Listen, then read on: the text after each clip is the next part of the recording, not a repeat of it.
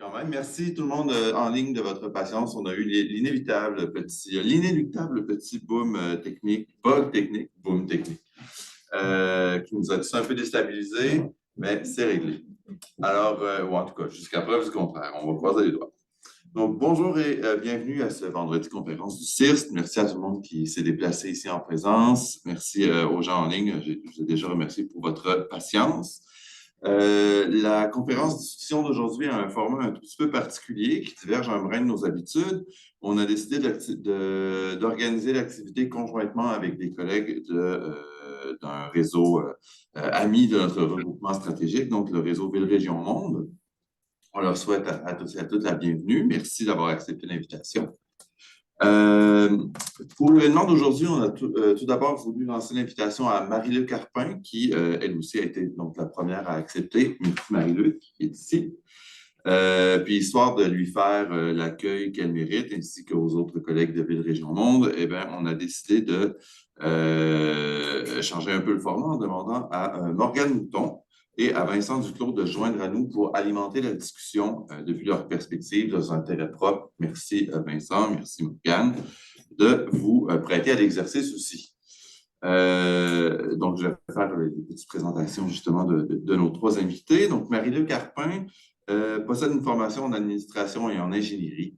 Elle est professeure en gestion à l'Université de Sherbrooke. Ses recherches portent notamment sur la complexité croissante de la prise de décision collective et des organisations dans des contextes de transition. J'ai rien gaucher ou ça se clarifiera.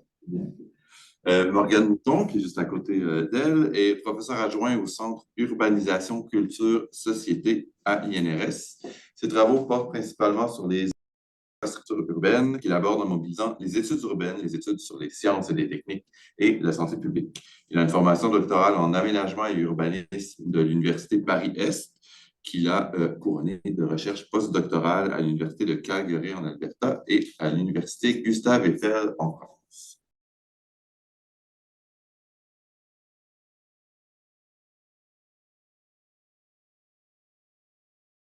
Et juste à ma droite, Vincent Duclos est professeur au département de communication sociale et publique de l'UQAM, c'est un membre régulier du CIRST. Ses travaux, quant à lui, portent, je ne sais pas si ma biographie était à jour, mais portent sur la numérisation et la mise en données de la santé, tout particulièrement de la santé mondiale. Ces travaux, généralement, sont au confluent des études sociales de la science et de la technologie, de l'anthropologie sociale, des études des médias, puis de la philosophie de la science et de la technologie. 3 sur 3 jusqu'à présent, mais merci à tous les trois. Merci Vincent d'être joint à nous. Donc, la première partie de la discussion d'aujourd'hui va consister en une présentation par Marie-Luc de ses propres travaux pour à peu près une vingtaine de minutes. Après quoi, Vincent et Morgane, dans l'ordre qu'ils voudront bien adopter, prendront à leur tour successivement la parole pour brosser un portrait, là, un brin plus bref peut-être, mais tout de même, de leurs propres travaux ou recherches actuelles, histoire de dresser une toile de fond et de lancer la discussion avec Marie-Luc, ce après quoi l'entretien pourra être élargi à l'auditoire ici et sur les réseaux. On espère que vous aurez moult questions et interventions pour eux et elles. Donc, je vais vous proposer une présentation un peu contractée. Il y avait déjà des grandes parenthèses que je vais peut-être réduire encore plus. Donc, simplement pour dire, moi, les champs dans lesquels je m'inscris, on peut le résumer ainsi. Donc, le champ de l'écologie industrielle, là d'où je viens, où j'ai agi comme modélisatrice en analyse du cycle de vie. Puis là, aujourd'hui, mon champ principal, c'est le management. Et donc, entre les deux, il y a la thèse qui s'est beaucoup fait en STS, mais plus particulièrement en Engineering Studies. Fait que c'est vraiment un peu un territoire assez vaste que j'ai tenté de couvrir, avec sans doute des raccourcis, mais voilà ce que ça donne. Je vous propose aujourd'hui un condensé qui va essayer de répondre à la question, dans le fond, comment est-ce qu'on gère les paradoxes là, du numérique en milieu urbain? J'y viendrai. Et puis, c'est plus particulièrement les enjeux de décision qui vont nous intéresser, mais qui prennent racine chez les modélisateurs. Donc, à cette question-là, je vais répondre, c'est un peu une table un menu d'aujourd'hui, même si ça n'a pas l'air, cette présentation-là, cette diapo-là. Je pense que je ne suis pas en mode présentation, mais vous me direz ce que vous voyez. En gros, ce que vous voyez ici, c'est la tension, dans le fond, entre le modèle du problème à résoudre et puis le modèle du paradoxe. Donc, deux approches à la décision notamment, mais à beaucoup d'autres choses. On pourrait presque dire deux approches au réel. Donc, ici, je ne détaille pas plus que ça. Je fais simplement nommer le fait que quand on parle... Ah, c'est mieux. Je pense que c'est là que c'est ça que vous voyez peut-être. Bref, le problème à résoudre, le paradoxe, qui est défini ici comme le contraire du problème à résoudre, qui se définit comme la persistance dans le temps de tension entre deux éléments contraires, mais aussi interdépendants. Et puis, ce qui va nous intéresser aujourd'hui, dans le fond, c'est de concevoir la crise environnementale et puis une des réponses qu'on tente d'y apporter en milieu urbain, mais aussi ailleurs, la numérisation, la transformation numérique, dans le fond.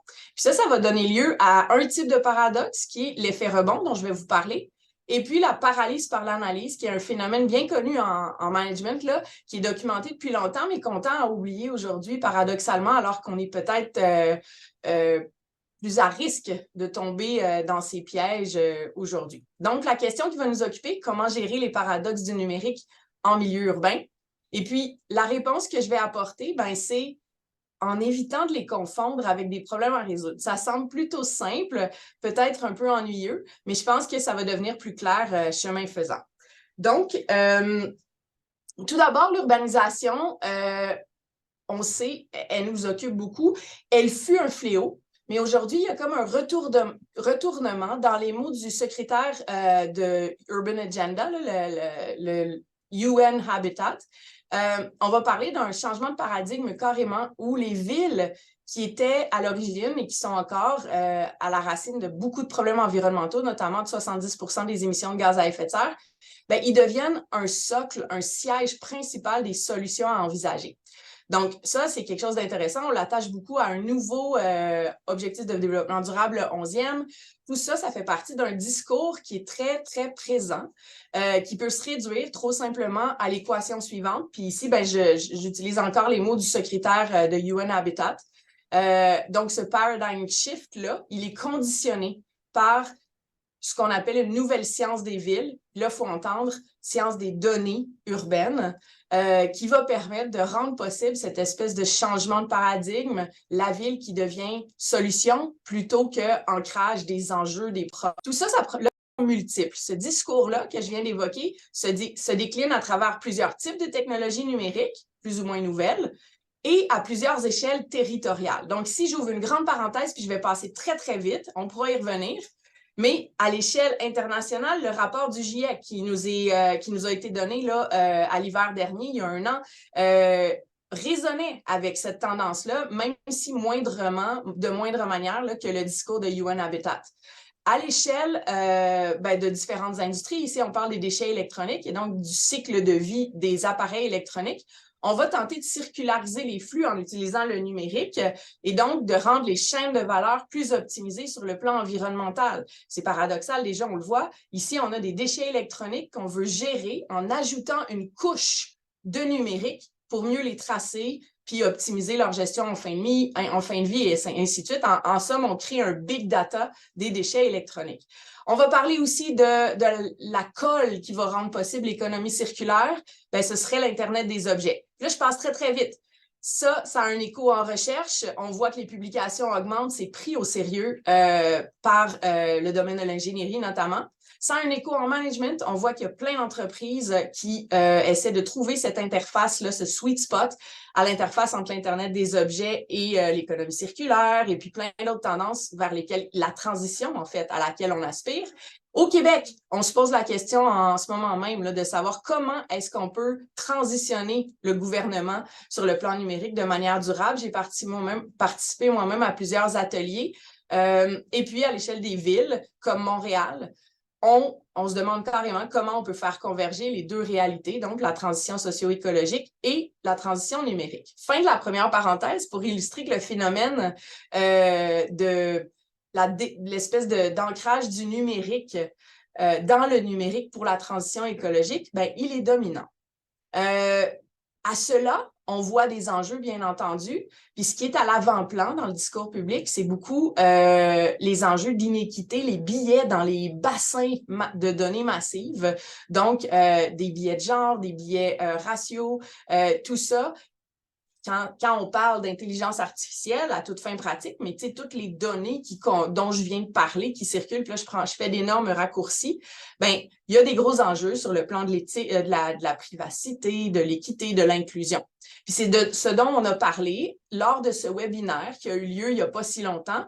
Mais dans l'angle mort, il y avait l'impact environnemental. Puis c'est un peu mon propos aujourd'hui, c'est que ça, c'est un peu l'enfant pauvre du débat. On se pose la question, mais très rapidement, on évacue la possibilité que ce ne soit pas possible de faire converger les deux transitions pour plutôt se poser la question de comment on va le faire.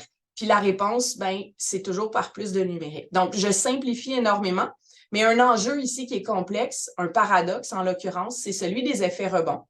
Selon lequel, dans le fond, là, on a en face de nous une technologie, une politique publique, ça peut être surtout ces deux éléments-là, qui, sur papier, puis même en pratique, à un certain niveau d'analyse, fonctionne très bien. Mais ça va se retourner contre soi, puis le gain environnemental escompté va être annulé, en fait, par des effets systémiques, des comportements au niveau des usages, en fait, mais pas à l'échelle des individus. On ne peut pas blâmer les individus, on est vraiment dans une logique structurelle ici. Et puis ça, ben, ça peut se passer pour des IA qui vont optimiser des fonctionnements en usine, ça va économiser de l'énergie, ça va éviter des émissions de gaz à effet de serre, mais à l'échelle du système industrie, par exemple, ben, on va produire plus. Et donc, ça va annuler les gains parce qu'on va finir par faire augmenter les émissions. Fait que l'effet rebond, c'est ça la dynamique. Et puis, j'insiste ici, c'est un effet de système, c'est au niveau structurel, alors qu'on tend souvent à rabattre les solutions sur les petits ménages et les consommateurs. C'est un premier paradoxe ici qui nous intéresse, qui n'est pas facile à résoudre. Puis la 5G que j'évoquais, ben, elle exacerbe l'enjeu parce qu'elle serait plus efficace énergétiquement dans ses moutures plus récentes, mais essentiellement, c'est le problème d'ouvrir plus de voies pour fluidifier le trafic. Plus on ouvre de voies, plus il y aura de données, plus ça va dépenser d'énergie, même si on devient plus efficace sur le plan énergétique. Fait que là, on est vraiment dans la définition classique de l'effet rebond. Et puis cet effet rebond-là, on voudrait pouvoir l'anticiper, le mesurer pour pouvoir l'éviter, le réduire. Fait qu'en termes de décision, en termes stratégiques, on veut se donner une longueur d'avance. La question, c'est comment savoir si ces transitions-là socio-écologiques, elles peuvent porter leur propre poids environnemental tant elles sont ancrées dans la numérisation, dans le fond. Puis la réponse qu'on apporte à ça, ben, c'est souvent en modélisant. Donc, l'analyse du cycle de vie, c'est un modèle parmi d'autres, un modèle qu'on va hybrider de plus en plus, en fait, qui va servir à justement répondre à de telles questions. Puis là, ce que vous voyez à votre droite, c'est le processus logique. Dans le fond, là, comment ça fonctionne, c'est qu'on va aller chercher tout le long du cycle de vie d'un produit, procédé ou service. Ça peut être un crayon, un verre, quelque chose de tout simple, mais ça peut être aussi un objet intelligent dont on va vouloir modéliser la phase d'extraction des matières premières, l'assemblage, le transport vers les milieux utilisateurs, la gestion en fin de vie. Puis ce qu'on va souhaiter faire, c'est minimiser les impacts environnementaux à toutes les étapes et puis circulariser les flux de matière et d'énergie essentiellement pour que l'impact soit minimisé partout. Fait que vous voyez que depuis l'inventaire des émissions puis des extractions à gauche, on va modéliser des chaînes de cause à effet en s'ancrant dans la fine pointe de la science dans plein de domaines, là, en écotox, en toxicologie, tout plein de domaines. Puis on va intégrer ça jusqu'à des indicateurs agrégés. Pour le changement climatique, ben, c'est la ligne en bleu que vous voyez apparaître.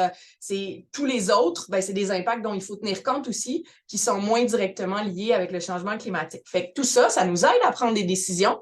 Puis, vous aurez compris que c'est ancré dans beaucoup de données, primaires et secondaires, des banques de données qu'il faut construire. Ça, c'est l'exemple que je donne pour 1 kg de polycarbonate, un plastique très, très usuel qui ne se recycle pas super bien, bien, on a 160 lignes d'entrant, 400 de sortant. Ça, c'est une des matières, puis c'est un flux qui est agrégé, là, ça ne se trouve pas dans la nature, bien évidemment.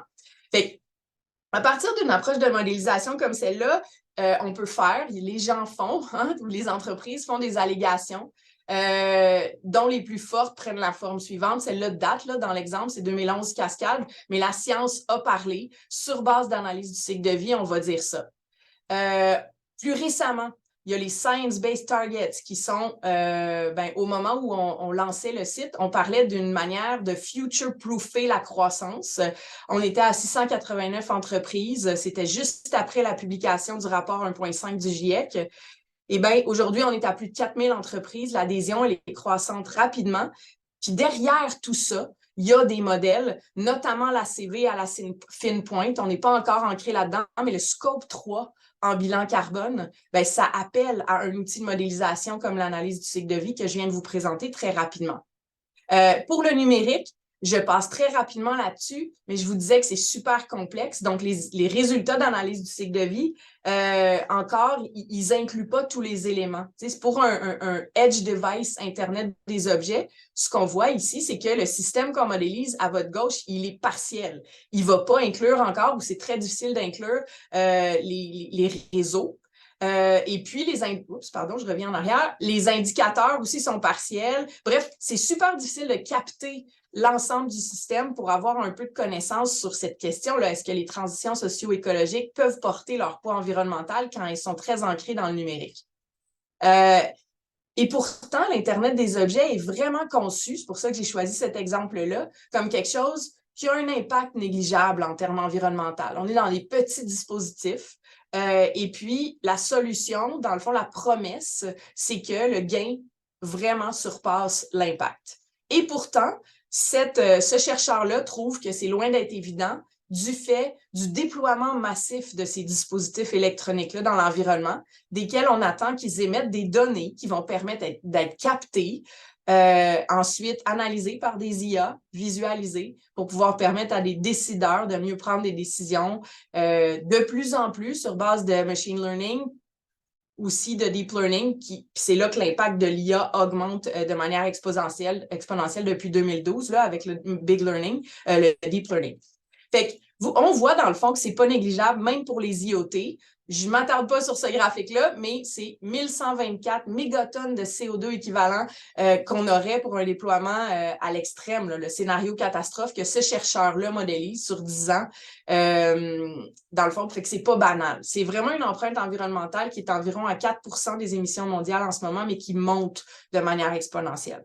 Et puis là, ce que ce chercheur nous disait aussi, c'est qu'il faut faire plus d'analyse du cycle de vie, c'est crucial pour pouvoir peser le pour et le contre du numérique dans cette solution-là. Et puis donc, ça va appeler à plus de données pour faire plus de meilleurs modèles ACV. J'illustre un petit peu par la caricature, mais pas tant. Ça, c'est tiré d'un autre article scientifique dans le domaine de l'écologie industrielle, où on va dire que c'est souhaitable de brancher à toute fin pratique les analyses du cycle de vie sur des technologies numériques pour pouvoir tirer de la connaissance qui est de plus en plus fine. Essentiellement, on reproduit les discours communs là, de données égale connaissance et donc optimisation de la gestion sur le plan environnemental. On va même aller jusqu'à 2022, cet article-là, avancer qu'on peut peut-être anticiper les effets rebonds dont je parlais via des approches d'intelligence artificielle, le machine learning. Donc, vous voyez qu'il y a vraiment une course en avant, puis c'est un peu le récit que je voulais vous montrer avant d'arriver dans le cœur de ce que je voulais vous dire. Puis là, je vais faire ça en 3 minutes, je vous promets. Comment est-ce qu'on les gère, ces paradoxes-là, en milieu urbain? Je vous ai répondu en évitant de confondre les problèmes avec des paradoxes, en reconnaissant les paradoxes puis en les prenant au sérieux. Parce que, dans le fond, ce face à quoi on se trouve, c'est peut-être que la crise environnementale, elle s'entremêle à la numérisation. Dans le fond, là, tout est la même chose, les contraires sont interdépendants.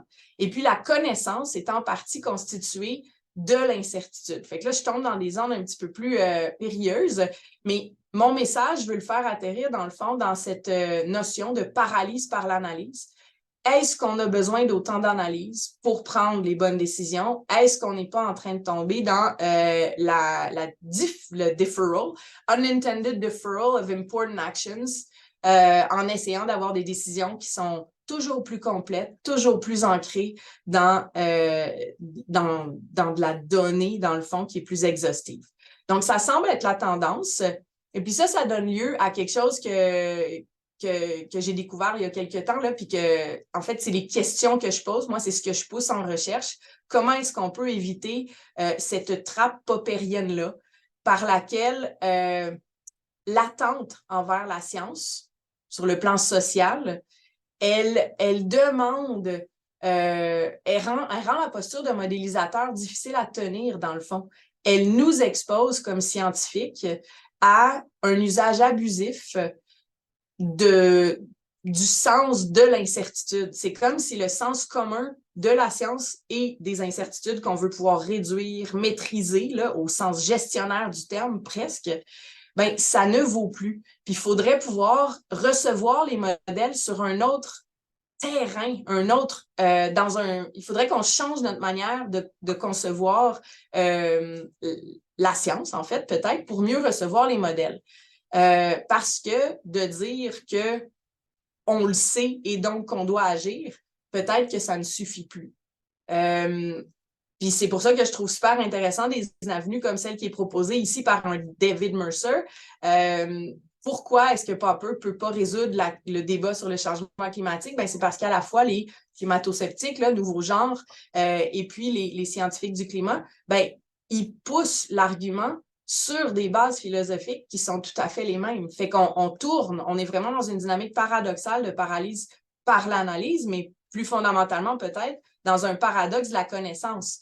L'analyse du cycle de vie dont je vous ai parlé, puis je conclue là-dessus, elle est comme plusieurs, sinon tous les modèles à différents niveaux, un peu prise avec ce leitmotiv qu'on entend souvent dans les couloirs des modélisateurs. Tous les modèles sont faux, mais certains sont utiles. Puis ça produit de la bonne connaissance. Fait que c'est important de ne pas entendre ce que je vous dis comme l'analyse du cycle de vie puis la modélisation. C'est pas bon, ces modèles-là. C'est pas du tout mon propos. Au contraire, je pense que ça peut produire la connaissance dont on a besoin aujourd'hui, notamment pour faire face aux crises.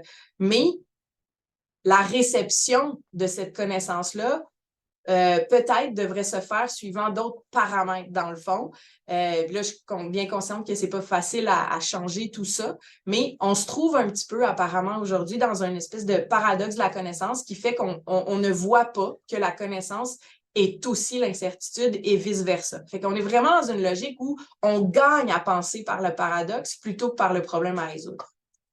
En ACV en particulier, puis dans d'autres modèles, cette espèce de clarté de pensée-là, l'agrégation des données à travers les chaînes de cause à effet ici, est produit de l'incertitude. Puis ça, c'est pas quelque chose qui est négatif en soi, tant et aussi longtemps qu'on arrive à concevoir cette incertitude-là qu'on veut modéliser, en fait, puis qu'on arrive à modéliser comme de la connaissance. C'est un peu ce qui se fait, ce à quoi on réfléchit là, dans différents cercles. Puis moi, c'est là-dedans que je m'inscris depuis ma posture, si on veut. Donc, peut-être qu'une manière de cadrer la question qu'on se posait à la base, c'est plutôt que de dire « la science a parlé », comment devrions-nous écouter, comme Greta Thunberg nous dit par rapport au changement climatique. Hein, on le sait, la science nous dit pourquoi est-ce qu'on n'agit pas. Ben, il y a un modèle qui nous a parlé. Comment est-ce qu'on peut l'écouter? Et puis là, ça impose de penser par le paradoxe, puis par la posture très inconfortable qui est celle des modélisateurs.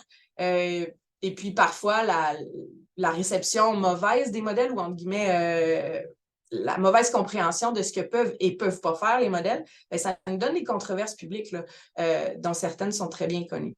Donc, tout ça, ce que je vous ai dit, puis là, j'ai fini, après, j'arrête, je vous rejoins, c'est ancré dans notamment un rapport là, qui a été fait avec Sébastien Gams, qui est un collègue ici à l'UQAM. Et puis, merci à Sophie et puis à la gang du VRM là, qui m'ont permis d'en produire une synthèse là, pour pour la première édition des synthèses sur le changement climatique. Donc, je m'arrête là-dessus, je cesse le partage et puis je viens vous rejoindre. J'inviterais soit Morgane ou Vincent, j'ai pas établi d'ordre, je vous laisse faire pile ou face ou un bras de fer. Je prends. Parfait. Alors, mais Morgane, écoute, je t'invite à faire ton intervention, puis après on continue, puis on en fait la discussion. Merci beaucoup et je me joins à Marie-Luc pour remercier tous les organisateurs et organisatrices de cette invitation. J'ai beaucoup de plaisir à être là et j'ai pris beaucoup de plaisir à écouter ta présentation, Marie-Luc. Donc, j'ai essayé d'offrir un contrepoint. Déjà, je vais regarder l'heure parce qu'on n'a pas énormément de temps, donc ça me... J'ai essayé d'offrir un contrepoint puisque par mes recherches, il y a beaucoup d'éléments qui résonnent beaucoup avec ce qui me travaille au quotidien, mais on a des backgrounds très différents. Donc du coup, je vais reprendre un certain nombre de thématiques, mais à ma manière et du coup en proposant de réfléchir à cette question du numérique par la question de la matérialité du numérique. Cette matérialité, je propose de la décliner en 3 acceptions. Une première qui fait peut-être le plus facilement écho aux éléments, aux enjeux environnementaux que tu soulevais, qui sont la matérialité des infrastructures du numérique et des objets du numérique. L'énergie qu'on utilise pour faire tourner les serveurs dans lesquels sont stockées les données, les ressources qui sont utilisées pour fabriquer les objets qui produisent ces données que l'on voit. Donc ça, c'est un premier pan. Il y en a une deuxième de cette acception de la matérialité qui serait plutôt la matérialité des données elles-mêmes. J'entends par là l'idée de donner corps finalement aux données, de les prendre pas comme des éléments très abstraits, mais comme de l'information qui doit être produite par des gens, par des personnes qui doivent être traitées par des techniciennes, des techniciens, qui sont aussi des gens du coup, et qui font l'objet d'un ensemble de travail, d'agrégation, de nettoyage, de tri, de mise en conformité. Là, par exemple, je me réfère alors en France aux travaux de Jérôme Denis, par exemple, dans le travail invisible des données. Dans une perspective plus anglo-saxonne, il y aurait un numéro spécial récent de Environment and Planning E, d'Eric Knost et Jenny Goldstein, qui met bien l'accent sur ce travail et cette matérialité finalement des données numériques. Et il y a une troisième façon d'appréhender la matérialité du numérique qui consisterait cette fois-ci à s'interroger sur les conséquences matérielles, sur l'espace urbain par exemple, de la circulation de ces données. Alors ça, c'est un enjeu qui a été posé assez tôt quand on s'est interrogé sur ces transformations numériques qui nous traversaient. Et puisque, souvenez-vous, dans les années 90, beaucoup de chercheurs prophétisaient par exemple la fin des villes. Hypothèse qui a été rapidement écartée puisque c'est plutôt vers une centralisation qu'on se dirige. Mais donc, il y avait cette idée d'étudier la manière dont le numérique transforme les pratiques, les usages de la ville. Et ça a donné lieu ces dernières années, avec toute la littérature sur les villes intelligentes, notamment, à beaucoup de travaux sur la mobilité, comment la circuler. Donc là, on a un élément intéressant, puisqu'on voit que la circulation de données permet de modifier les circulations de personnes à travers la mise en place de services de vélo en free floating ou autres trottinettes qu'on peut localiser dans l'espace et qui changent la manière dont on se déplace dans la ville. Donc, à partir de cette réflexion sur la matérialité, j'aimerais donner un exemple à partir d'un chantier de recherche que je suis en train d'ouvrir. Donc, je n'ai pas beaucoup de réponses à ce stade, mais j'ai quelques questions et que je partagerai volontiers avec vous, puisque donc je m'intéresse moi aux services urbains, services d'eau, d'énergie, de déchets principalement. Et donc, je me suis intéressé à cette digitalisation des services, à cette intégration à la fois matérielle et logicielle du numérique dans les services en réseau, donc matériel avec la disposition de capteurs à travers tous les réseaux qui permettent de mieux quantifier les flux, les stocks éventuellement. Logiciel également, puisqu'il y a par exemple des algorithmes qui vont être intégrés et qui sont censés apporter une plus grande efficience et une optimisation dans la gestion des ressources. De manière générale, d'ailleurs, ce mouvement d'intégration du numérique se fait sous la houlette de la ville intelligente et donc a connu beaucoup d'échos ces dernières années et des matérialisations concrètes finalement, puisque de plus en plus d'opérateurs de services s'équipent dans ce sens. À partir de là, donc, la question est de savoir quels sont les effets concrets de cette digitalisation sur les espaces urbains et sur le métabolisme urbain notamment. Et c'est là que je reviens un peu à cette notion de, enfin, ces différentes acceptions de matérialité, puisque l'une des manières d'aborder la question, c'est de repartir des données, des conditions de leur production, des acteurs de leur production et des objectifs qu'ils se fixent. Bon, alors, je ne vais pas rentrer dans un tunnel dessus, mais l'une des façons d'aborder cette question pourrait être de mobiliser les travaux, enfin, le concept de legibility, ou de alors, lisibilité ou intelligibilité. Je ne suis pas sûr de la bonne traduction à trouver, mais donc le concept qu'a offert l'anthropologue James C. Scott, puisqu'il y a dans l'idée que ces données qui sont produites, elles sont choisies. Et on ne peut pas avoir de manière exhaustive toutes les données sur tout ce qui se passe dans un réseau. Et il y a un certain nombre d'angles morts. Pour donner quelques exemples, alors sachant que je travaille aussi principalement à partir des villes des Suds, et ben dans les pratiques informelles de revente d'électricité, par exemple, ou d'une autre ressource, et ben il y a des endroits, des angles morts dans cette collecte de données. De manière générale, un opérateur de service va être intéressé par un certain nombre d'éléments, mais se désintéressera de la complexité ou la richesse des relations sociales qui entourent l'accès à un service ou les pratiques de consommation de certains usagers. À partir de là, du coup, on peut commencer à réfléchir à quelles données sont produites par qui et qu'est-ce qu'on en fait. Et j'aimerais examiner pendant le temps qui me reste peut-être deux groupes d'hypothèses qui permettent d'interroger voilà, ces effets du numérique sur la ville, avec une première hypothèse qui est celle qu'on a vu avancer dans la littérature scientifique notamment, qui est celle que ces données finalement vont permettre de restructurer les réseaux de fourniture de services, et notamment d'avoir une plus grande décentralisation, puisque on va avoir une plus grande traçabilité, des nouveaux outils qui vont permettre de repenser la manière dont on accède à l'eau, à l'électricité, la manière dont on gère nos déchets. Alors, il y a des exemples qui peuvent aller dans ce sens. J'ai lu récemment un article qui prenait le cas de Delhi, où on a redécouvert finalement un certain nombre d'anciens sites de captation des eaux pluviales, anciens sites qui sont localisés à l'aide d'outils numériques et sur lesquels on peut poser des capteurs pour avoir une idée des ressources disponibles et compléter finalement la fourniture en réseau plus traditionnelle.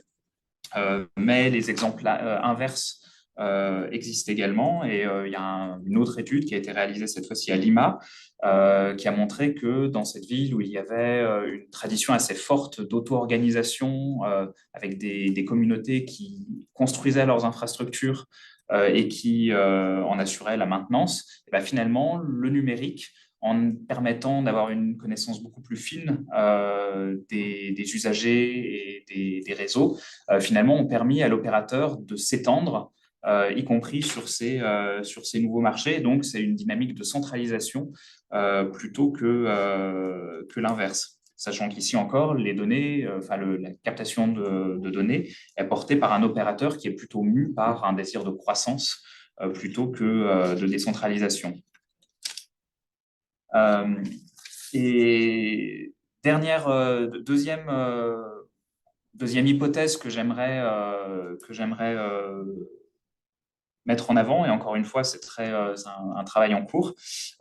Finalement, le numérique semble servir dans beaucoup de villes des Suds, notamment, à une forme de mise en ordre du métabolisme urbain et de l'accès aux services. Puisque de fait, et ça c'est quelque chose que j'avais observé directement aux Philippines, mais qui s'est vérifié également à Kingston en Jamaïque ou à Rio de Janeiro au Brésil, c'est des outils qui peuvent être utilisés à des fins de répression pour couper la fourniture de services à distance. Et à distance, c'est important puisqu'il y a des quartiers qui sont plus ou moins accessibles. Où, de manière générale, le numérique a pu servir à rapatrier un certain nombre de pratiques qui avaient lieu en dehors de pratiques de marché, finalement, de mécanismes de marché, à les rapatrier dans des formes plus classiques de fourniture de services.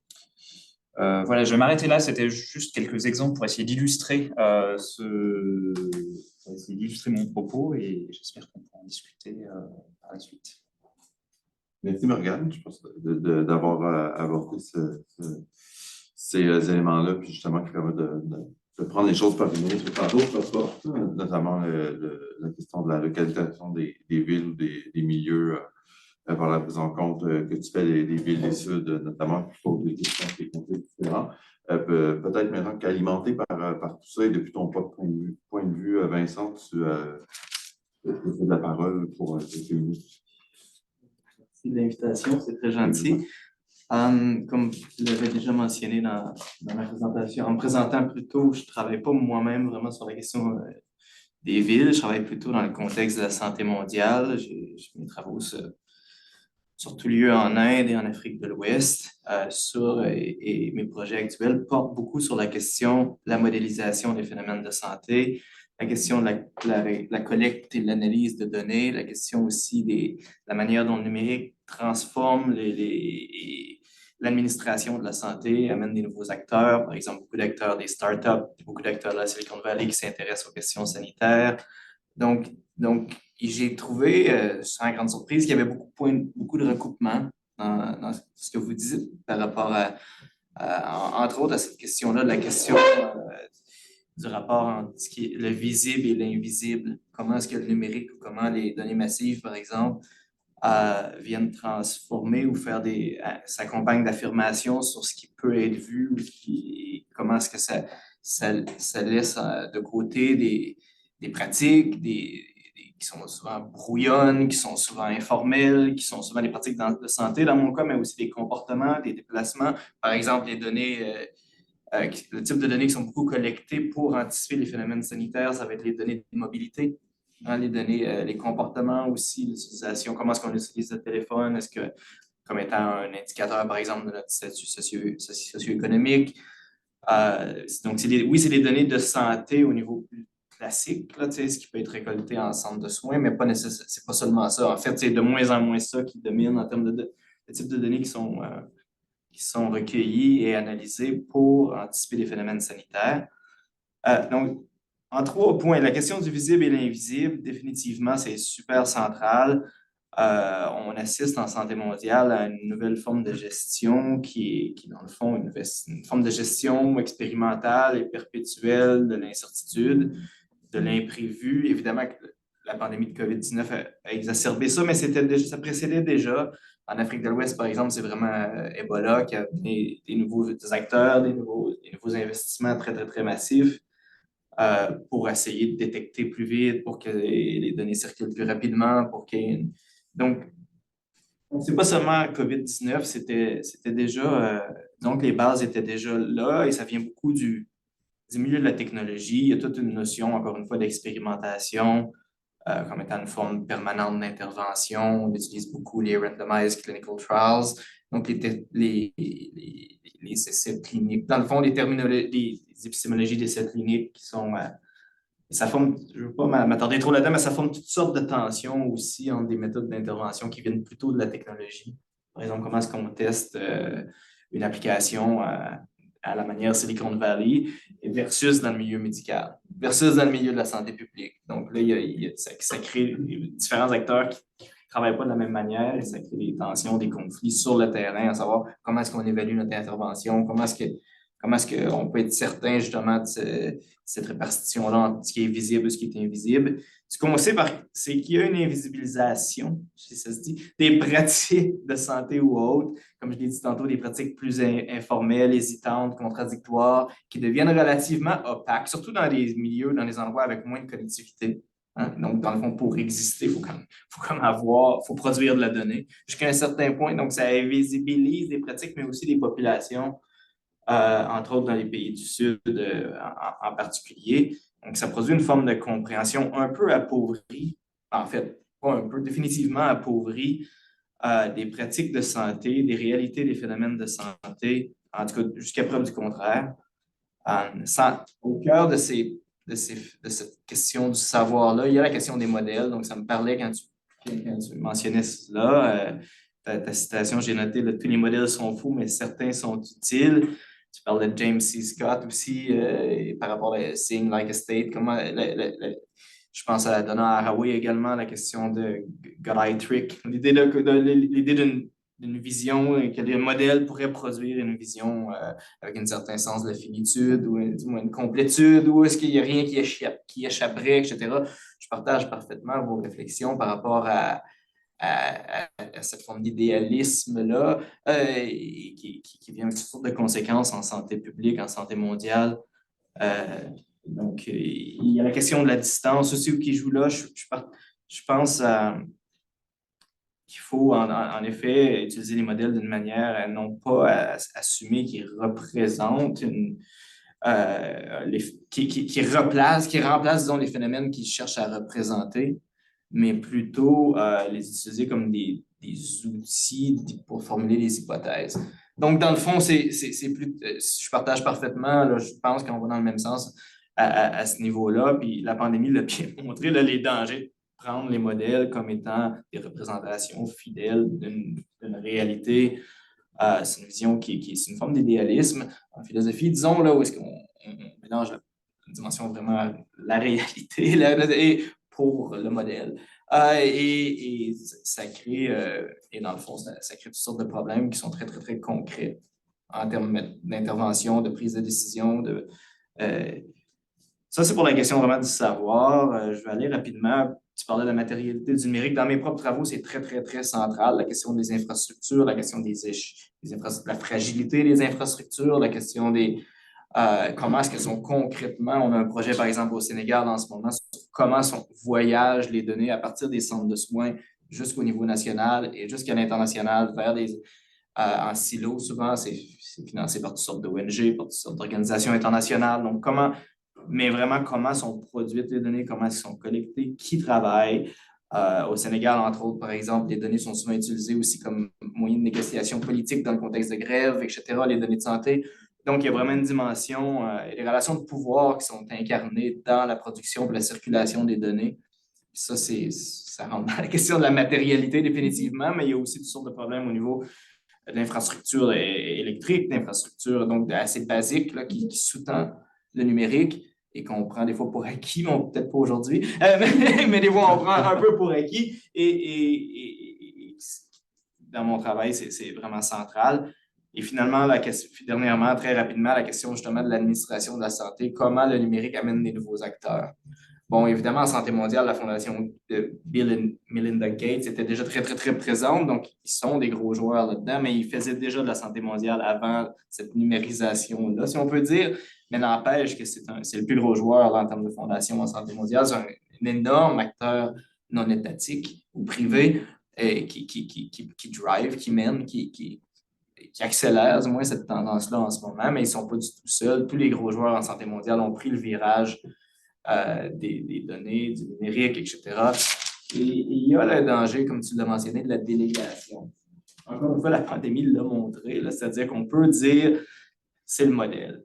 C'est pas moi qui ai pris la décision. Donc, il y a une distance morale et politique. Ça a été bien montré aux États-Unis avec Virginia Eubanks, son travail sur l'utilisation de l'automatisation des prises de décision en travail social, en service social, où est-ce qu'elle montre que dans le fond, ça devient une manière en déléguant, on crée le tampon moral qui fait en sorte qu'on n'est plus vraiment impliqué par les conséquences de nos décisions. Et on voit beaucoup ça en santé mondiale, entre autres à cause de la distance géographique, des modèles qui sont créés à Washington, D.C. ou à Seattle et qui sont exportés ailleurs. Déjà, il y a une distance géographique, mais il y a aussi une distance morale et politique que permettent les données et qui est fort problématique. Merci Vincent. Écoute, je pense que tout le monde peut partager. J'espère que tout le monde partage mon point de vue. Je pense que vos interventions tous les deux apportent justement des contrepoints, puis des compléments, puis des angles, non pas des angles morts, mais des angles complémentaires de ce qu'a proposé Marie-Luc un peu plus tôt. Écoutez, si vous voulez, je pense que l'objectif principal, c'était surtout d'apporter des nouveaux points de vue, des nouvelles contributions, et peut-être moins de diriger des questions vers une Marie-Luc qui serait de facto mise en examen. C'est pas du tout l'exercice. Si vous voulez, puisqu'on va nous aussi peut-être un peu contracter notre temps, je proposerais qu'on ouvre la période des questions d'emblée à tout le monde, dirigée vers Marie-Luc ou l'un de vous deux. Et puis, la suite à quoi, si vous avez des questions plus précises, messieurs, dirigez à... Donc, je vous invite à le faire avec les autres. Est-ce que ça marche? Je ne sais pas s'il y a des gens déjà dans la salle ici qui ont des questions à adresser à quelqu'un.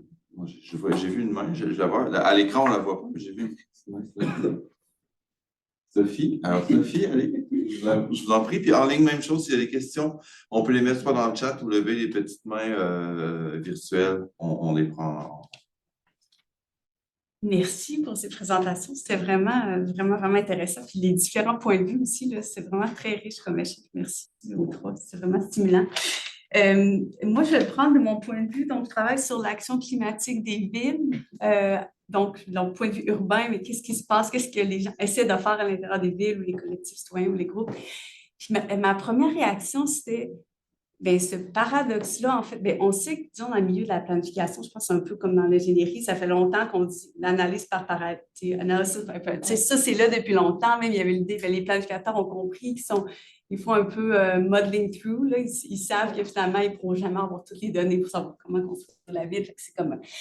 Mais ça s'est de plus en plus affirmé. Je dirais qu'on est beaucoup dans un esprit tactique, expérimental, genre, on ne sait juste pas quoi faire, fait qu'on essaie petit par petit. Puis, de plus en plus, il y a cette espèce de culture-là ou d'éthos d'expérimentation dans les villes, mais aussi de manque de ressources. Puis quand tu es à l'intérieur des villes, moi, ce qui me frappe par rapport à l'idée de modélisation, c'est qu'en fait, il manque tellement de ressources, c'est tellement décalé par rapport à ce qu'ils sont capables de mobiliser, très, très concrètement, que ma première réaction, c'était de dire, mais le paradoxe se résout soi-même, dans le sens qu'ils ne peuvent juste pas le faire. C'est comme...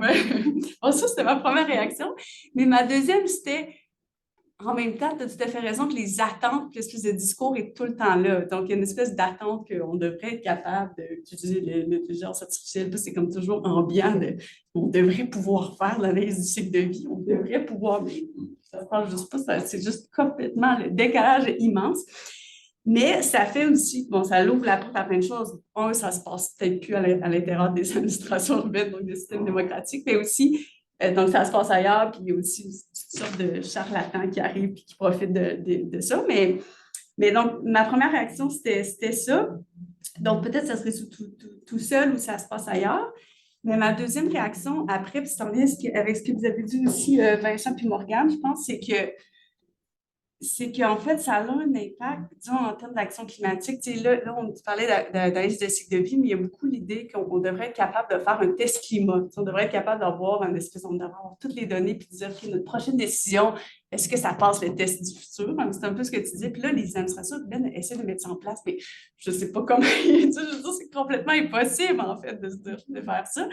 Mais il y a ça comme attente, puis en fait, par rapport à ce que tu amenais, c'est super intéressant, Marie-Luc, parce que c'est vrai que ça bloque. Tu sais, j'ai une étudiante, on aurait dû être ici, Hélène Madania, qui travaille là-dessus, puis qui a vu que l'attente, l'espèce de construction du test climat, toute l'énergie qui est mise là-dessus des fonctionnaires et des collectifs citoyens, ça bloque, en fait. Ça fait qu'il n'y a rien il n'y a pas de stratégie du présent qui est mise en place pour le futur. Ils sont en train d'essayer de mettre en place un test climat.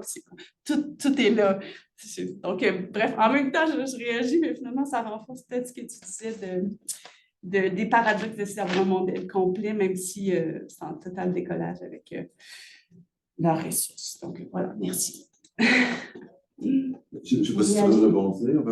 Ben oui, ben, en fait, je pense que c'est ça le paradoxe, c'est que les gens, ils savent là, que c'est du discours, puis que c'est totalement décalé par rapport, sur le plan. Dans ma thèse, moi, j'ai regardé le paradoxe des professions de l'ingénierie. Puis ça n'a pas l'air d'avoir de lien, mais ça en a un. C'est que les ingénieurs, ils ne sentent pas que leur profession est en train d'être débordée par la technologie, puis que ça devient de moins en moins pertinent d'être ingénieur. Puis dans le fond, tu ne deviens pas ingénieur, tu deviens entrepreneur tech.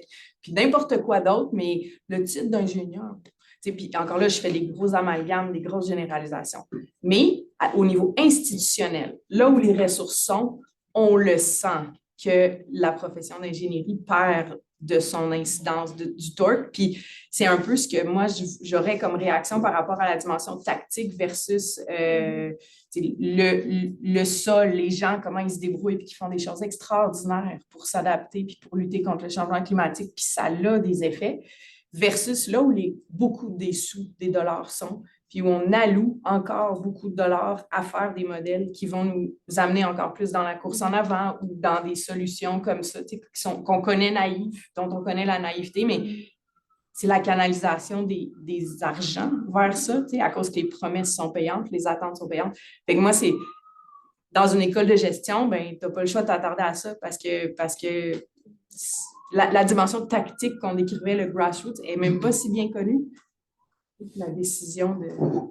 Les tactiques aussi des villes, pas juste grassroots, mais les villes, comme au jour le jour, ce qui se passe dans les grandes villes, c'est qu'ils inventent à mesure, ils sont hyper tactiques, ils font des projets pilotes, genre, ils n'ont aucune... C'est pas vrai qu'ils essaient de modéliser et faire des plans sur leur ça marche. Ouais. Mais en même temps, il y a le test climat qui les absorbe, qui les avale. Ouais, ma première réaction m'a approché comme évidemment, c'est vrai un peu. J'ai Guillaume ici qui avait levé la main.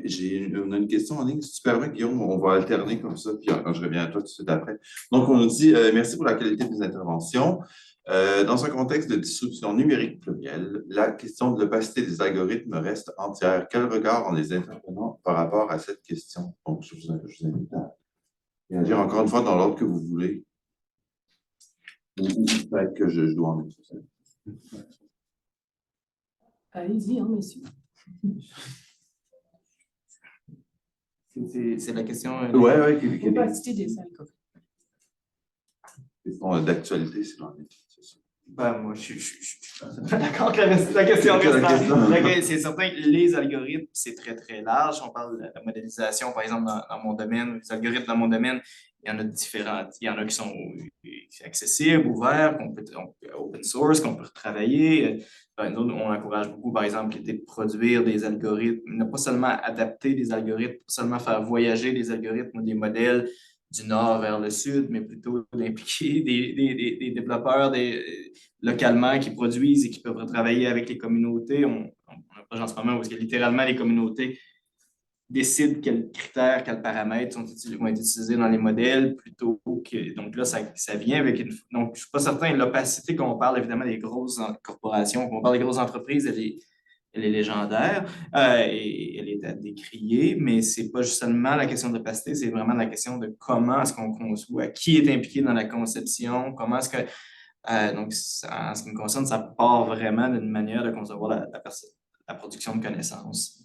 Et, ça parle de la question d'opacité, mais c'est ça.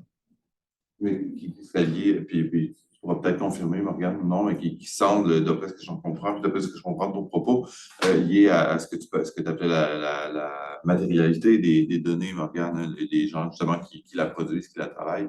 C'est un peu ça donc, tu avais dit. Oui, non, justement, un peu c'est dans cette veine-là que parler de matérialité du numérique, c'est aussi appeler à une repolitisation finalement du numérique et des aspects les plus pratiques et apparemment techniques, mais qui sont justement très politiques également.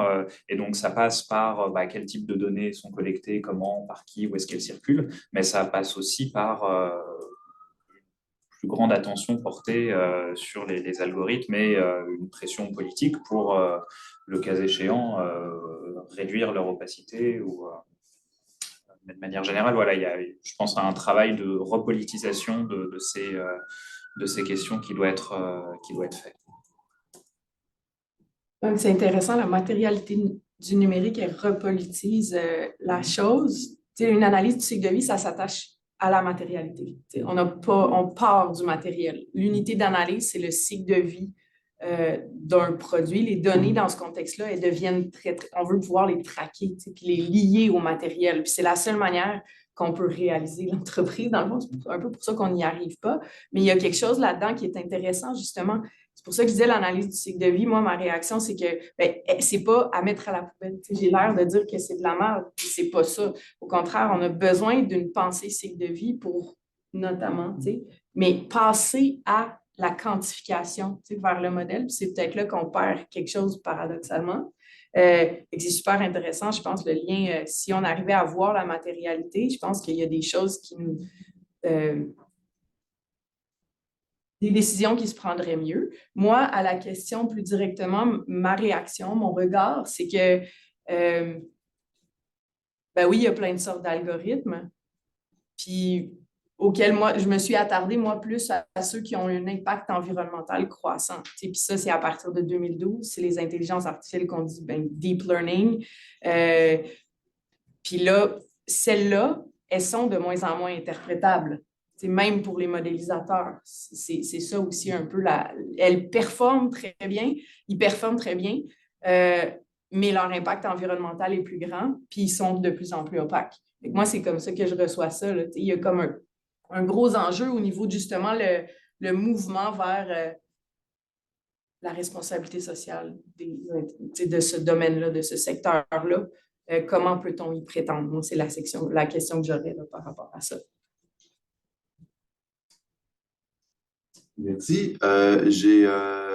Guillaume avait levé la main ici et Florence a levé la main en ligne. Donc, Guillaume, je t'en prie. Vas-y, à toi la parole. Merci. Donc, merci à tous les trois pour cette belle présentation et ces éléments de réflexion. Alors, moi, j'assiste à titre personnel et puis ma question est à titre personnel. D'ailleurs, je ne suis pas sûr que ce soit une question à proprement parler, mais un commentaire un petit peu flou et vague.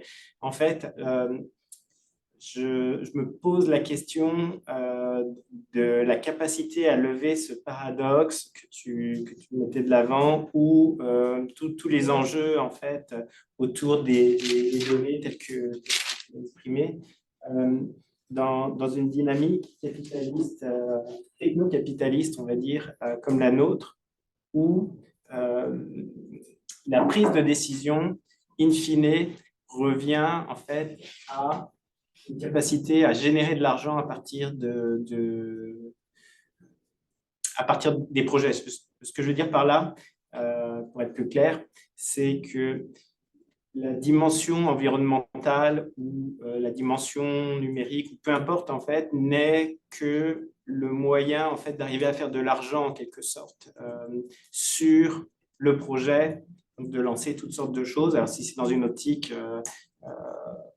une logique de type startup, Silicon Valley, on va faire des essais, des erreurs, etc. On va lancer toutes sortes de produits, voir qu'est-ce qui marche, et puis lancer des objets connectés, et puis à ce moment-là, ça va être l'occasion de créer des modèles d'affaires qui vont permettre de récupérer de l'argent. Tant mieux, en fait, si c'est un objectif environnemental. Je pense que les gens qui font ça ne sont pas du tout opposés à la question environnementale, ça peut même les motiver. Mais la logique capitaliste qui est présente derrière ne va pas être un filtre de sélection pour ce type de dynamique-là. Elle va vraiment sélectionner les projets sur leur capacité, en fait, à générer du revenu, pas simplement du revenu, mais à faire de l'argent avec. Moi, je suis un peu pessimiste en fait, quand je regarde ça, parce qu'à moins en fait, de casser le modèle dans lequel on est depuis des siècles et des siècles, mais qui mute en permanence, mais où il y a une volonté derrière d'avancer par la finance, je ne vois pas comment est-ce qu'on peut arriver à s'en sortir et à changer la logique de fonctionnement. Peut-être qu'un de vous a une réflexion complémentaire, quelque chose pour me redonner le sourire par rapport à ça. Alors, si vous l'acceptez.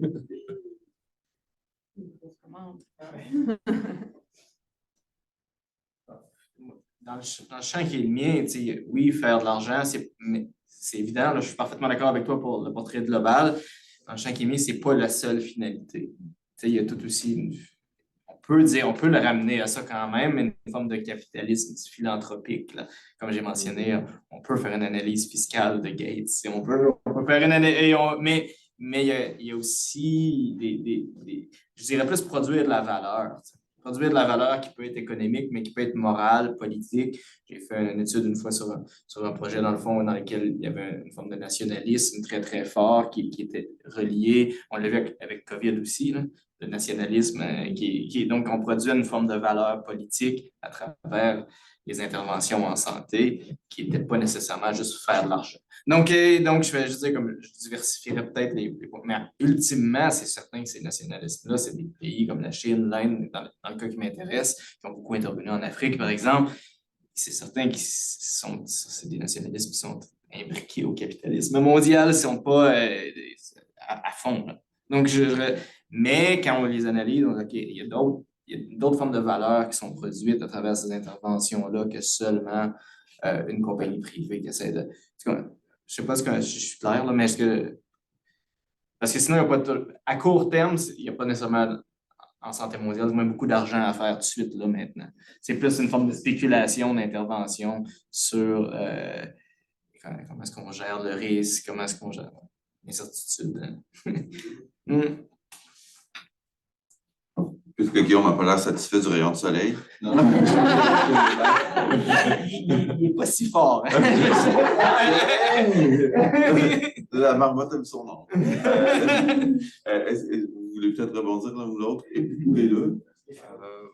Moi, je peux peut-être... alors, voilà, je n'ai pas de contre-argument très fort à opposer. Quand je regarde du côté des services urbains, effectivement, je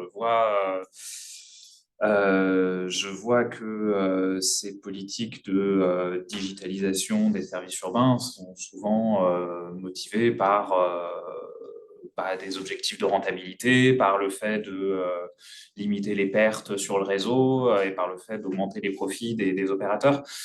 Peut-être qu'il y a un point à souligner, c'est qu'on a quand même, mais bon, c'est le début d'une recherche, donc j'ai pas beaucoup de biscuits pour aller dans ce sens-là, mais il y a quand même des expériences communautaires qui mobilisent des outils numériques pour mettre en place différents types de services et qui peuvent se déployer à la marge, mais bon, on est dans des expériences limites qui se font aux marges du capitalisme tant que ça dérange personne et qui ne sont pas généralisables sans renverser la table et je ne sais plus quel était le mot, casser le système. Dans tous les cas, c'est des choses qui peuvent redonner un peu de sourire et qui peuvent être très intéressantes, mais qui, en l'état actuel des choses, ne sont pas généralisables parce que voilà, situé aux confins à des confins de l'économie actuelle, quoi. Si je faisais une analogie, en fait, mon accent me trahit peut-être, je suis français, c'est un peu comme regarder ce qui se passe dans des ZAD où il y a des modèles un peu alternatifs qui sont développés, sachant que la généralisation du modèle n'est pas acquise. Mais moi, c'est là que je trouve qu'il y a quand même quelque chose de qui amène le sourire dans le paradoxe. Puis c'est vraiment une impasse, le paradoxe, ça étouffe. C'est comme ça que je l'ai présenté ici. C'est une course en avant, puis ça nous enferme. Mais en gestion, il y a tout un foisonnement autour de ce concept-là, puis des paradoxes organisationnels que tu as peut-être vu. Toute une littérature très sérieuse qui va chercher dans plein de disciplines. Puis on prend vraiment le côté givré du mini-wheat. On présente le paradoxe dans sa dimension lumineuse par ses sources de créativité. Puis en mettant aussi en avant le fait que le dark side du paradoxe est indissociable du côté lumineux, moi, je pense que ça amène quand même... ça désamorce. C'est comme s'il y a comme un grain dans l'engrenage. Tu sais, dans des écoles de gestion, auprès d'étudiants qui aspirent à faire partie du système, il y a quand même là quelque chose qui... Moi, j'ai l'impression qu'il y a quelque chose à faire sur le plan de peut-être pas aller vers la décroissance, je suis bien d'accord. C'est peut-être pas ça que ça donnerait, mais on ne le sait pas ce que ça donnerait. Puis je pense que c'est là que ça peut donner quelque chose de penser par le paradoxe, c'est que ça oblige à un lâcher-prise, on pense, je sais pas, en gestion, on parle de PODC, là, c'est le cycle de la gestion, tout le monde, on enseigne encore ça à ce jour. Bien, d'amener le paradoxe en enseignement en gestion, puis toute la recherche qui se fait sur la chose, ça désamorce, ça rend plus humble face au plan, organize, direct, control, l'espèce de leitmotiv en gestion. Il y a quelque chose là qui est, puis c'est un recadrage qui ne passe pas par la décroissance, qui arrive un peu par la porte d'en arrière. Moi, j'ai l'impression que ça ne donne pas le sourire parce que c'est très dangereux, mais là, je ne sais pas si c'est clair, mais moi, la grande question pour moi, c'est quoi une stratégie paradoxale? La réponse au paradoxe, ce n'est pas une solution. Fait que si la réponse, ce n'est pas une solution, c'est on s'élève au-dessus du paradoxe. On ne résout pas le paradoxe. Fait que c'est quoi une stratégie paradoxale? C'est nécessairement un paradoxe. Un exemple, c'est l'éco-anxiété. Ça, c'est une expérience paradoxale à l'échelle individuelle. Moi, je trouve que c'est très parlant. Puis, c'est pas en médicamentant l'éco-anxiété qu'on résout quoi que ce soit. On est lucide quand on est éco-anxieux dans cette circonstance-là, dans les circonstances actuelles. Mais en se mobilisant, en étant actif, en luttant contre le changement climatique, avec d'autres, l'anxiété réduit. Puis ça, je travaille avec une docteure à Yale de plus en plus, elle travaille là-dessus, psychologie existentielle. Donc, il y a quelque chose qui se passe, ça ne résout rien que d'aller militer en faveur de la lutte au changement climatique, mais l'anxiété se diminue. C'est ça la stratégie paradoxale, c'est qu'on va de l'avant sans ne rien résoudre. Puis à partir de là, il y a des possibles qui s'ouvrent, qui sont inusités, qui ne sont pas de l'ordre du problème à résoudre. Il y a une espèce de lâcher-prise. C'est vrai que ça ne fait pas sourire jusqu'au bout, là, mais ça, c'est nos propres billets ancrés dans la résolution de problème. Moi, je l'appelle la forme problème. Et si on veut pouvoir penser en dehors de la forme problème, c'est comme s'il faudrait être en dehors de notre temps, ce qui est impossible. Je vais creux peut-être, là, mais il reste que je crois que c'est de cet ordre-là. Quand je parle de la réception des modèles, c'est vraiment très, très...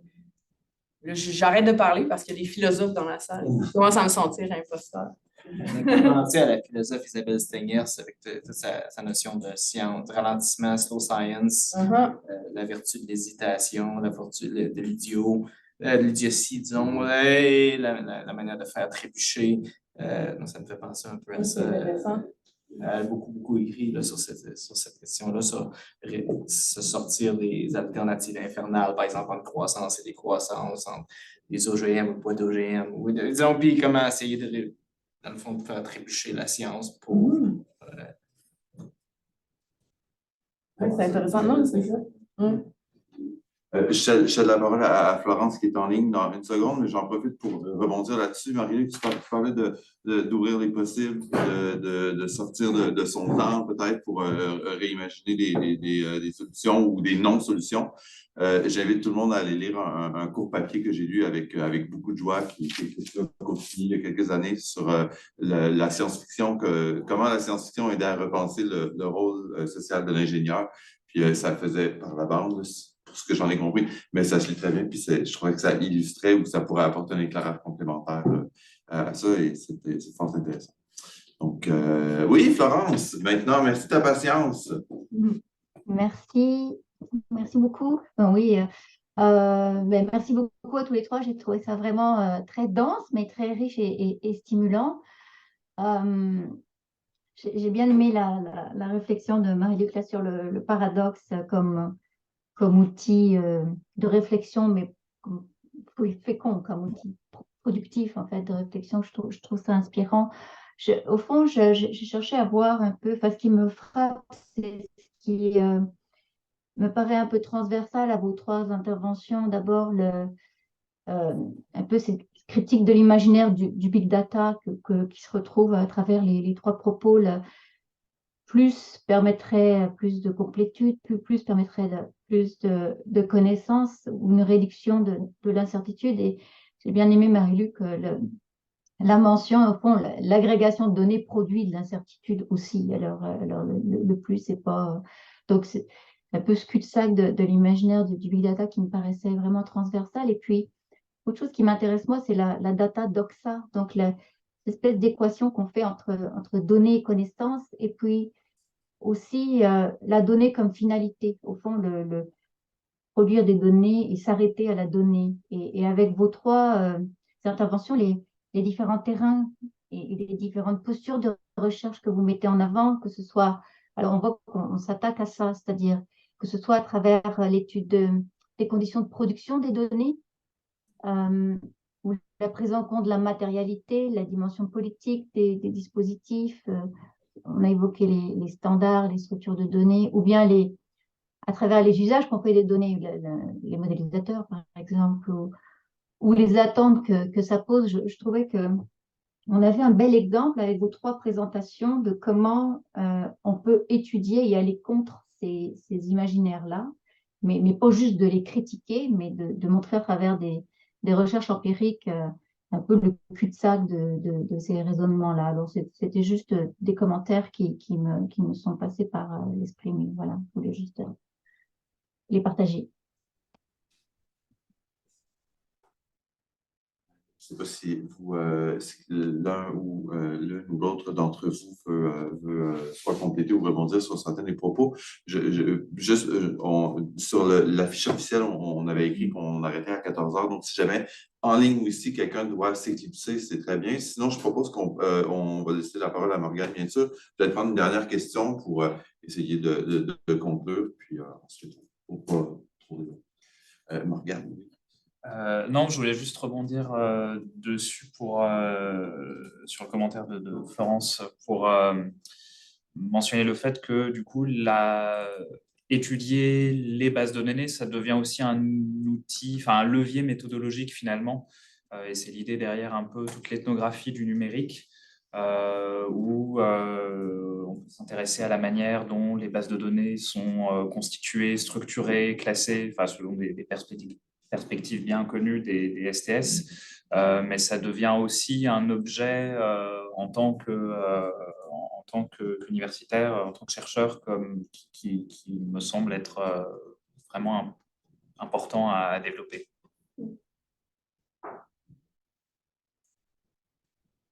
Florence, tu mentionnais la question de la donnée comme finalité, d'Adadoxa.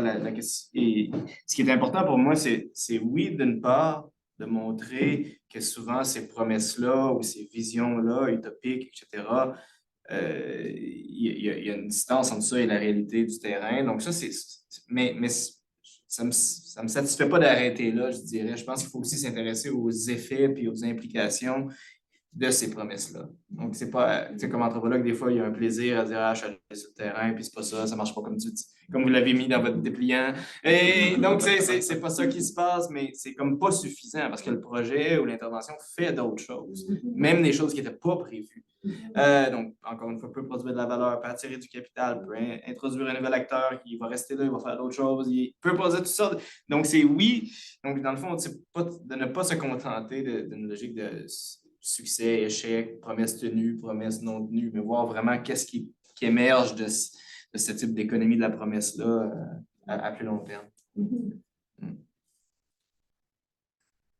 Est-ce qu'on a... Ah, voilà, avant qu'on la demande, une question qui nous provient d'en ligne. Est-ce qu'un auteur a tenté d'évaluer l'empreinte des activités scientifiques, énergie, matériel, et une comparaison avec d'autres activités de communication, par exemple les médias sociaux? Ça doit être à moi que ça se tue.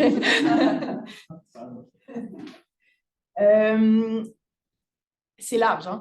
L'empreinte des activités scientifiques, il y a un collectif qui s'appelle Collectif 1.5. Est-ce que vous en avez entendu parler, le Collectif 1.5, qui s'est constitué après le rapport 1.5? Puis c'était un peu de retourner aussi le miroir contre soi comme scientifique, de justement prendre en compte le fait que parfois on voyage très loin dans le Nord, on utilise beaucoup de technologies pour mesurer l'impact du changement climatique, pour contrer tout ça. Fait que ça, c'est une initiative qui a, je pense, ça a pris racine en France.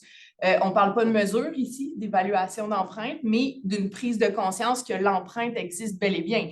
Maintenant, la question, moi, de mon point de vue, C'est un piège que de vouloir mesurer cette empreinte-là. Est-ce qu'on a besoin de la mesurer pour agir? C'est ça le message, là. Si on ne veut pas tomber dans cette paralyse dont on connaît les travers, il ne faut pas poser la question de la mesure spontanément. Puis moi, c'est sûr que je suis très sensible à ça parce qu'en gestion, on dit encore aujourd'hui, on ne peut améliorer que ce qu'on mesure. C'est ce qu'on enseigne. Fait qu'il y a vraiment des conséquences très graves. Puis là, ça fait partie de la promesse, tu sais, des modèles, les modèles en soi.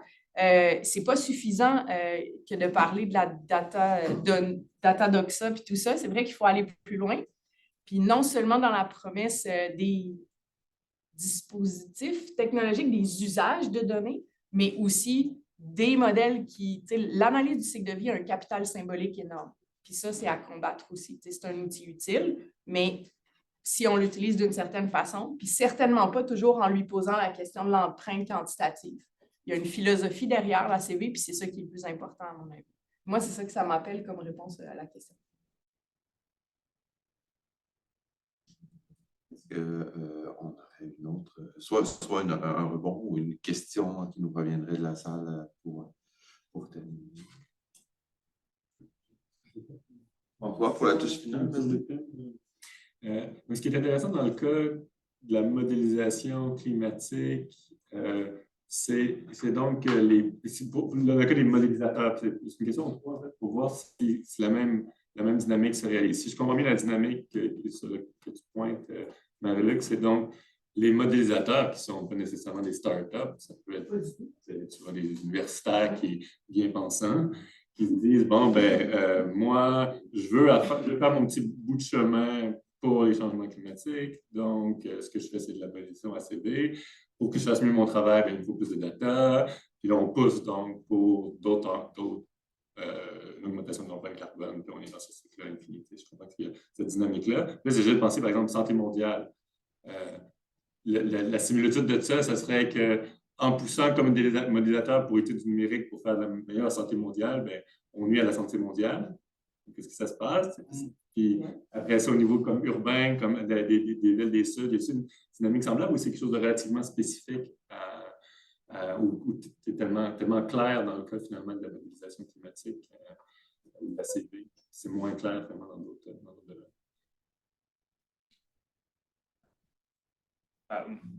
En ce qui me concerne, en tout cas, il y a quand même cette vraie question qui est de savoir quel sens ça a de mettre des capteurs partout, avec quel gain. On l'a vu, je trouve qu'avant, je travaillais plutôt sur le secteur de l'électricité à l'époque où on a commencé à parler de smart grid de partout. Et les évaluations des bénéfices en termes de gains, de pertes plutôt, de pertes dans le système et d'une meilleure intégration des énergies renouvelables dans le système étaient difficiles à obtenir et pas forcément toujours concluantes. Et pourtant, ça a motivé des programmes de remplacement de compteurs électriques à très, très large échelle. Tout ça a un coût environnemental certain. Du coup, la logique qui veut de mettre des capteurs, qui est de dire on va mettre des capteurs partout, comme ça on contrôlera mieux nos flux et on aura une meilleure efficience dans la fourniture de services, je ne suis pas convaincu du tout. Mais voilà. Et je n'ai pas été faire des analyses de cycle de vie pour pouvoir...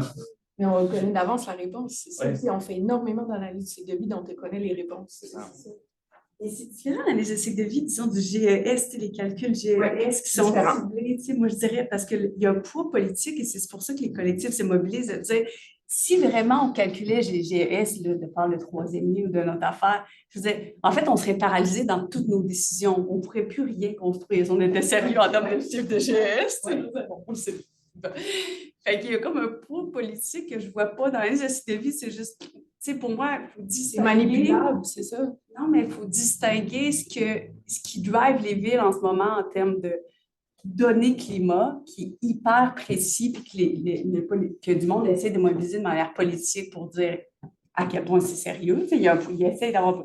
versus l'analyse de cycle de vie qui est comme une espèce de fourre-tout de modélisation de plein de patentes, tu sais, puis tu te perds. En tout cas, c'est mon résumé. Est-ce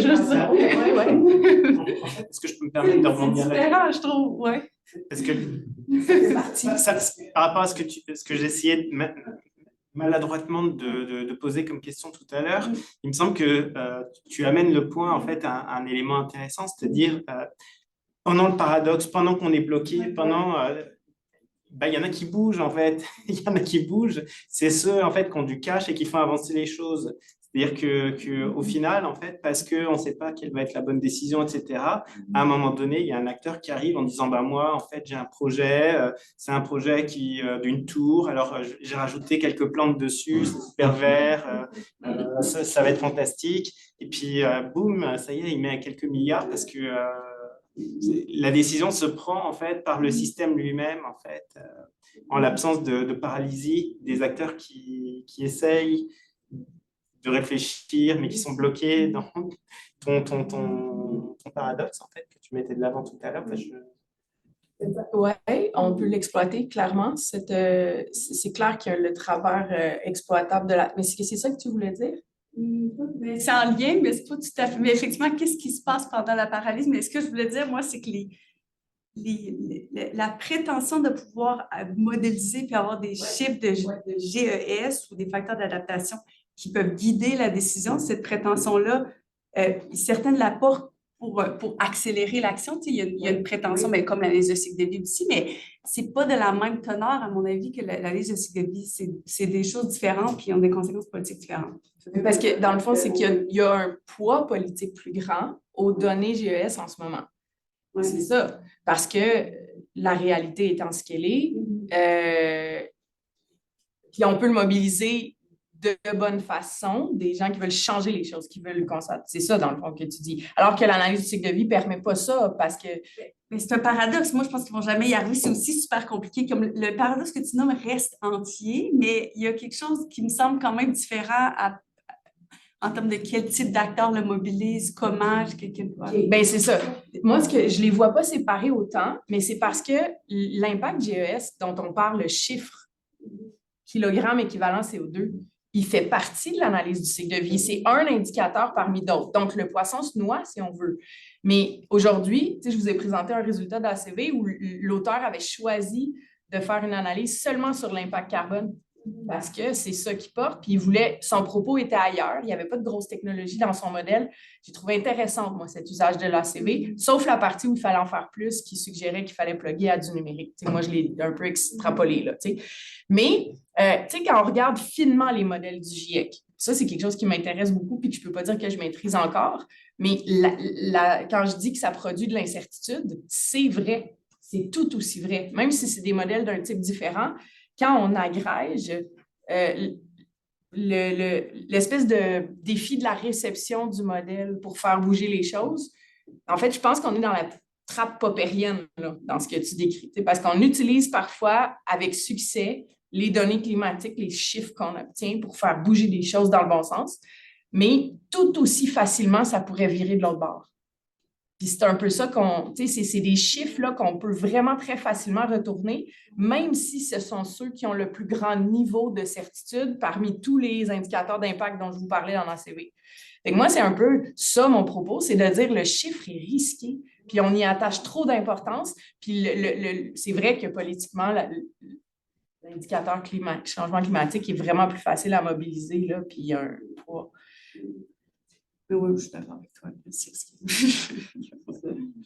Ça fait écho en santé, je peux me permettre, parce que tu l'avais demandé un peu dans ta... Et ça fait... Non, mais ça fait écho aux critiques qu'on formule beaucoup en STS et en sciences sociales depuis des années par rapport à la question de la mesure. Ce n'est pas seulement un numérique, là, mais l'idée, par exemple, qu'on ne pourrait intervenir que ce sur quoi on mesure. Ça dépolitise beaucoup les prises de décision en santé en général. C'est comme si on disait, par exemple, au Québec, on n'aurait jamais pu mettre un régime universel de santé parce qu'on n'avait pas les données. Mais non, ce n'est pas une question de données, c'est une question de valeur, de capacité de payer, mais peu importe, il y a une prise de décision qui n'était pas basée sur des données. Donc, et on voit beaucoup ça en Afrique. un gros continent, là, mais on voit beaucoup cette notion. Est-ce que vous avez les données pour démontrer à des bailleurs de fonds, par exemple, qu'il y a un besoin là? Oui, mais on n'a pas vraiment besoin de données. On sait sur le terrain là, qu'on n'a pas de personnel, puis qu'on n'a pas si. Ah, mais il faut tout mettre en données pour justifier les investissements, pour justifier. Donc, c'est une critique qui est formulée même avant, bien avant là, cette automatisation dont on parle aujourd'hui. L'idée qu'il faut toujours tout traduire en données, même pour des choses qu'on sait qui fonctionnent, pour des choses qui... Et ça entraîne une forme de gouvernance par projet aussi, de gouvernance par une intervention à la fois, à chaque fois démontrer qu'on a les données pour justifier. Ça s'est vraiment accompagné en santé mondiale d'une privatisation des systèmes de santé, puis d'une manière de les gérer visant une certaine efficacité et une présence accrue du privé. Alors, je saisis le petit moment de silence au bon pour Marie-Luc Carpin, Morgane Mouton, Vincent Duclos. Merci à vous trois de vous être joints à nous. Vos interventions étaient non seulement pertinentes, mais fort généreuses. Ça a été tout à fait passionnant. Donc, merci d'avoir été avec nous. Merci les gens en ligne qui ont fait preuve d'une grande patience en début d'activité. Puis, je prends quelques secondes seulement pour inviter les gens que ça peut intéresser. Dès lundi midi, on a un événement qui s'adresse surtout à la communauté étudiante du CIS. Donc, dans le cadre des lundis STS, on reçoit Joanne Lebel, qui est la rédactrice en chef du magazine de l'ACFAR, qui va faire la troisième et dernière partie d'un cycle d'ateliers sur la rédaction d'articles scientifiques. Donc, c'est ici et en ligne aussi. Si quelqu'un ici ou en ligne est intéressé par la chose, les informations sont sur le site du centre. Alors, encore une fois, merci à tous les trois et à tout le monde. Et bonne fin de semaine. Merci.